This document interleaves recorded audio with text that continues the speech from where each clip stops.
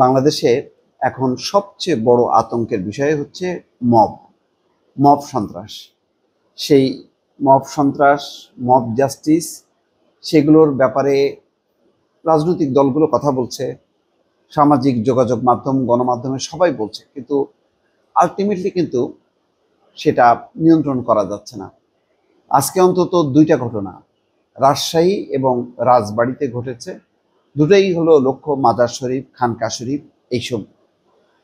সেখানে প্রথম যে খবরটা দেখা যাচ্ছে, রাজশাহীতে জুমার নামাজের পর ৩০০ থেকে ৪০০ মানুষ একসঙ্গে হামলা চালায় বলে পুলিশ জানায়।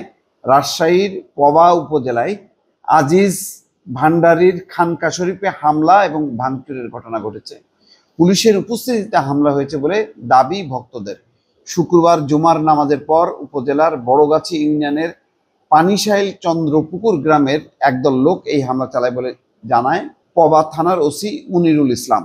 পুলিশের উপস্থিতিতে হামলা হয়েছে দাবি করে খানকা শরীফের পীর আজিজুল ইসলাম বলেন, গোয়েন্দা সংস্থার পূর্ব সতর্কতার পরেও হামলা এড়াতে পুলিশ কোনো ব্যবস্থা নেওয়া হয়নি।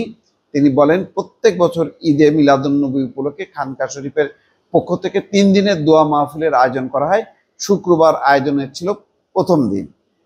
গেল তো রাজশাহীর ঘটনা, তারপরে শোনেন রাজবাড়ির সেই নুরা পাগলার লাশ তুলে আগুন, দরবারে হামলা ভাঙচুর। আচ্ছা, এটা মানে কোন নৃশংসতা, কোন মানবিকতা যে সেই নুরা পাগলার লাশ তুলে সেখানে আগুন দেওয়া হয়েছে? চিন্তা করছেন? রাজবাড়ির গোয়ালন্দে নিজেকে ইমাম মাহাদি দাবি করা নুরুল হক ওরফে নুরাল পাগলার মরদেহ তুলে নিয়ে পুড়িয়ে দিয়েছে তৌহিদি জনতা। আবার সেই তৌহিদি জনতা এর আগে তারা সেখানকার দরবার শরীফ এবং বাড়িতে হামলা করে, ভাঙচুর চালায়। এতে দরবারের ভক্ত সহ 50 জনের বেশি আহত হয়। শুক্রবার দুপুরে জুমার নামাজের পর গোয়ালন্দ পৌরসভার 5 নম্বর ওয়ার্ডের জুড়ান মোল্লাপাড়ায় এই এলাকায় এই ঘটনা ঘটে বলে গোয়ালন্দ উপজেলার নির্বাহী কর্মকর্তা নাহিদুর রহমান জানান।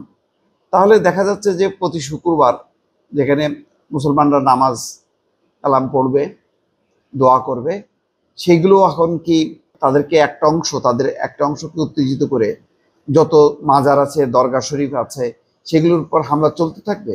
গত 1 বছরে কতটা মাজার, কতটা দরগা শরীফ এইভাবে আক্রান্ত হয়েছে। এবং এগুলো কিন্তু আন্তর্জাতিক গণমাধ্যমে ফলো করে বলা হচ্ছে যে বিভিন্ন ধর্মীয় মতাবলম্বী বা ক্ষুদ্র গোষ্ঠী, তাদের উপর ধারাবাহিকভাবে হামলা চলছে, মব চলছে, সেটা নিয়ন্ত্রণ করতে পারছে না পুলিশ।